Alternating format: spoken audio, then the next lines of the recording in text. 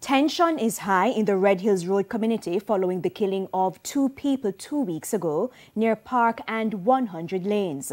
The ripple effect is being felt by businesses. We have more in this report.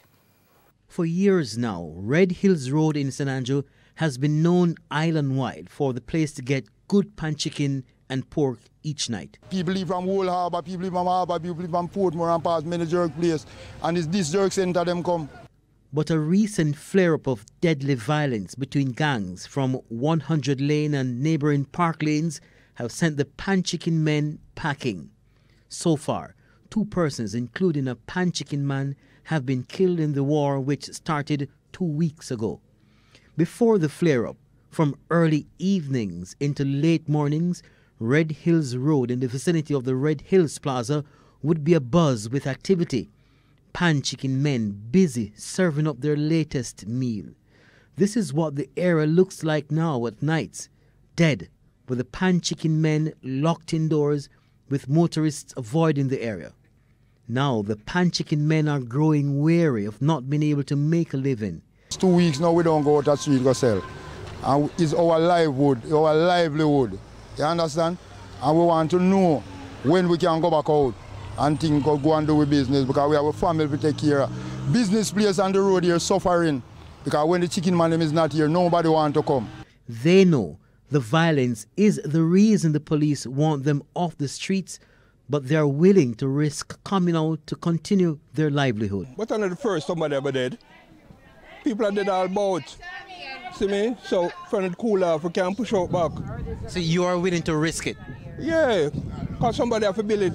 The war affects people from both sides. Because when me hear the gunshot, me have running belly. All when me constipate, me have forgot tired. Me tired of it, man. Children in the community are always on edge. Because them say the baby them afraid. Me tell you the truth, me a cooking in the kitchen and the pot cover, drop the baby, run and ball. You feel that? If they believe I joke, me I make sure run and ball. And me have to take her up and she just a tremble. Me say, Mommy, the pot cover. The big one, I say, Mommy, take time when you make no noise. Persons from the warring sides agree it's time to call a truce. Anthony Miller from Park Lane says it has to start somewhere. Them have to know that who when they come from there, they go on back at them yard. All our organize, come together, keep some community service, keep some football, netball, party can go on. So we want the place to come back. So if them not do that, where the youth them when they come from board they for go away, and we and them organize a barn and grow there. Because all our come from board, barn and grow ya. So we don't know them when a barn and grow from board there. We want the man them of a barn and grow over there for we and them rotate and know say yo the community can come back. Because the people them not like this, and the people them are going to shoot out who for shoot out. You see what I say? Dwayne Smith from 100 Lane outlines some of the things that can uplift the community. Youths not gaining any wealth, work, understand? Work. Another thing, there's no community center.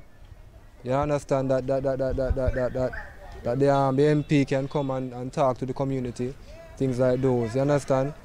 Infrastructure in the community, a lot of things. The pan chicken men say they will be coming up with a plan to present to the authorities with the hope that they will be allowed to continue their business. Kirk Wright, TVJ News.